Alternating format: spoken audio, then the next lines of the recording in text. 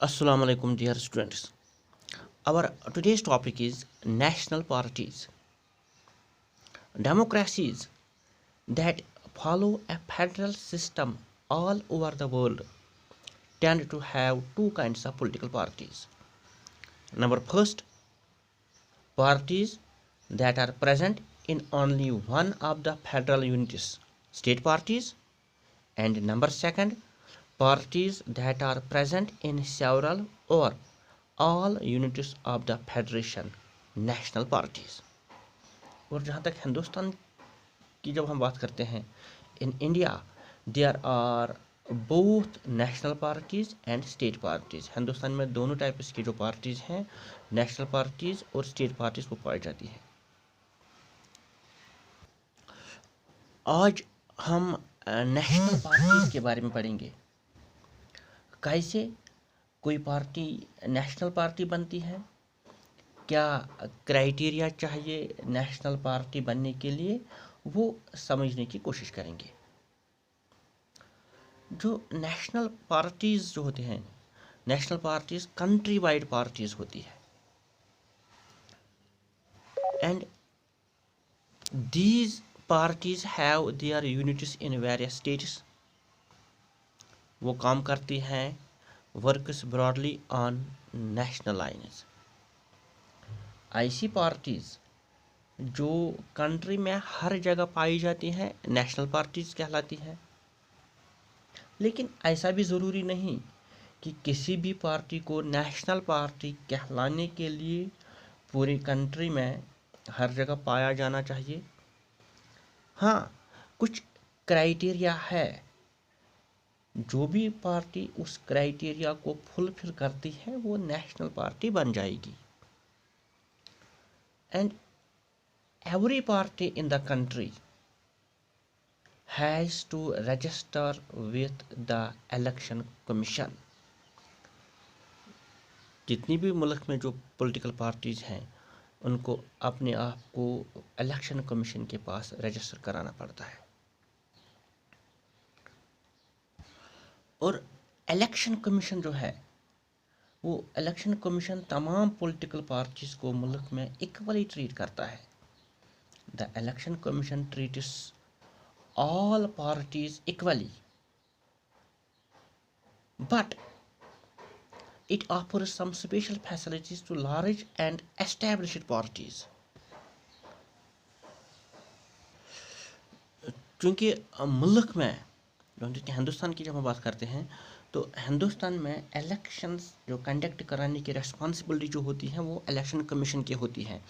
और election commission तमाम political parties को इक्वली ट्रीट करता है.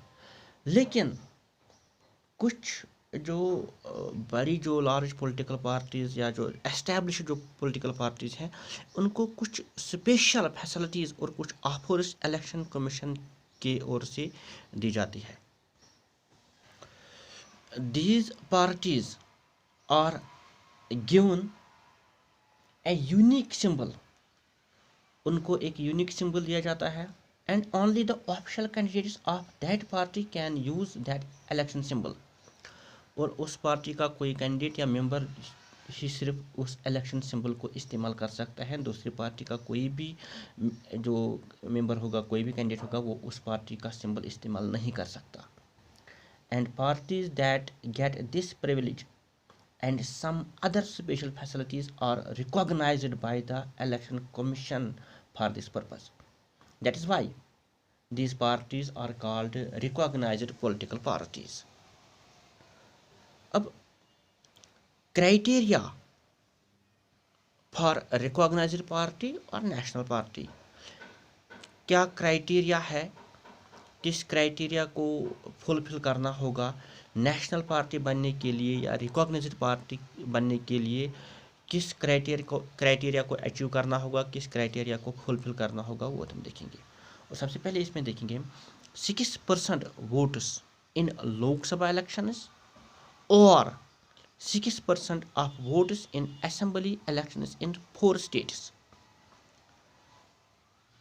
नेशनल पार्टी बनने के लिए या रिकॉग्नाइज्ड पार्टी बनने के लिए 6% वोट्स जो हैं वो हासिल करने होंगे लोकसभा इलेक्शंस में, क्योंकि मुल्क में जब जनरल इलेक्शंस होते हैं, जब जिसमें 545 MP जो इलेक्ट होते हैं, उसमें अगर कोई पार्टी 6% वोट्स जो हैं वो हासिल करती है या 6% votes in assembly elections in 4 states, एक पार्टी को नेशनल पार्टी बनने के लिए लोकसभा इलेक्शंस में, जनरल इलेक्शंस में 6% वोट्स हासिल करने होंगे। अगर वो ऐसा नहीं कर पाती तो उसको 6% votes assembly elections in 4 states, जो असेंबली इलेक्शंस होते हैं डिफरेंट स्टेट्स में, तो 4 स्टेट्स में असेंबली इलेक्शंस में 6% वोट्स को हासिल करना होगा, या ये क्राइटेरिया फुलफिल करना होगा, या दो में से एक जो है उसको फुलफिल करना होगा नेशनल पार्टी बनने के लिए। सिर्फ इतना ही नहीं, and wins at least 4 seats in the Lok Sabha elections. किसी भी पार्टी को नेशनल पार्टी बनने के लिए कुछ क्राइटेरिया जो होता है वो फुलफिल करना होगा, वो क्राइटेरिया को पूरा करना होगा, तब वो नेशनल पार्टी कहलाती है। सबसे पहले उसको क्या करना होगा, लोकसभा इलेक्शंस में 6% वोट जो है उनको हासिल करना होगा। अगर ऐसा नहीं कर पाती तो 6% of votes in assembly elections in 4 states, और दो में से एक चीज़ को पूरा करना होगा। और उसके साथ साथ जो लोकसभा इलेक्शंस होते हैं मुल्क में, उसमें 4 सीट्स जो है वो जीतनी होगी नेशनल पार्टी बनने के लिए। Means a party that secures at least 6% of total votes in Lok Sabha elections और assembly elections in 4 states and wins at least 4 seats in the Lok Sabha elections is recognized as a national party। तो अगर ये criteria कोई भी political party fulfil करती है तो उसको नेशनल पार्टी का दर्जा दिया जाता है, वो नेशनल पार्टी कहलाती हैं। और इन 2017 में हम देखते हैं there were 7 recognized national political parties in the country। तो 2017 में जो मुल्क में हम देखते हैं नेशनल पार्टीज या रिकॉग्नाइज्ड पॉलिटिकल पार्टीज, उनकी तादाद 7 है।